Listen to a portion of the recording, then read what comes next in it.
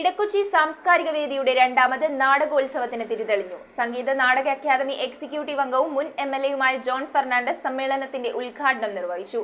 SS നടനസഭയുടെ report number 79 എന്ന നാടകമാണ് ആദ്യ ദിനം അരങ്ങേറിയത്. ടെലിവിഷൻ എന്ന ദൃശ്യമാധ്യമത്തിന്റെ കടന്നുവരവോടെ പാർശ്വവൽക്കരിക്കപ്പെട്ടുപോയ മലയാള നാടിനെ നവോത്ഥാനത്തിലേക്ക് നയിക്കുവാൻ മുഖ്യ പങ്കുവഹിച്ച നാടകം എന്ന കലാരൂപത്തെ തിരികെ കൊണ്ടുവരുന്നതിനായാണ് ഇടക്കൊച്ചി സാംസ്കാരിക വേദി അർജുനൻ മാസ്റ്റർ സ്മാരക നാടകോത്സവം സംഘടിപ്പിച്ചത്. ഉദ്ഘാടന സമ്മേളനം സംഗീത നാടക അക്കാദമി എക്സിക്യൂട്ടീവ് അംഗവും മുൻ എംഎൽഎയുമായ ജോൺ ഫെർണാണ്ടസ് നിർവഹിച്ചു. ചെയർമാൻ KJ ബേസിൽ അധ്യക്ഷത വഹിച്ച യോഗത്തിൽ ജനറൽ കൺവീനർ AP ലെനിൻ സ്വാഗതം ആശംസിച്ചു. കലാരത്ന KM ധർമ്മൻ ചടങ്ങിൽ മുഖ്യപ്രഭാഷണം നടത്തി.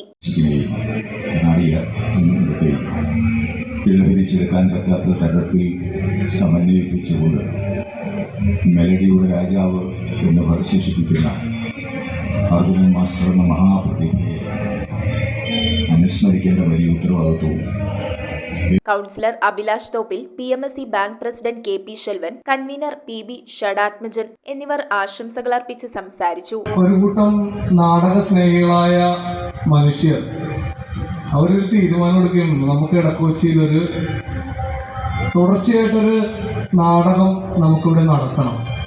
ഇതിപ്പോൾ 2ാം വർഷമാണ്. വലിയ പണം എടുത്ത് ചെലവാക്കാൻ പറ്റിയ ആളുകളൊന്നും അല്ല ഇതിന്റെ സംഘാടകർ. ശരിക്കും നോട്ടീസ് കാണുമ്പോൾ തന്നെ നമുക്ക് മനസ്സിലാക്കുവാനായിട്ട് സാധിക്കും.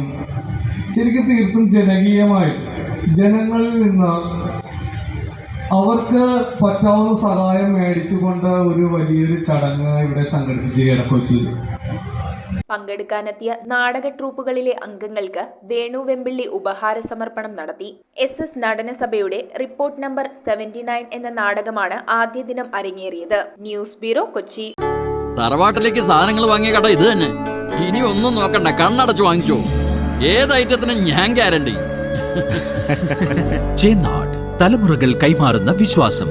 ചേന്നാട് ഇലക്ട്രിക്കൽസ്, തോപ്പുംപടി, കൊച്ചിൻ 5.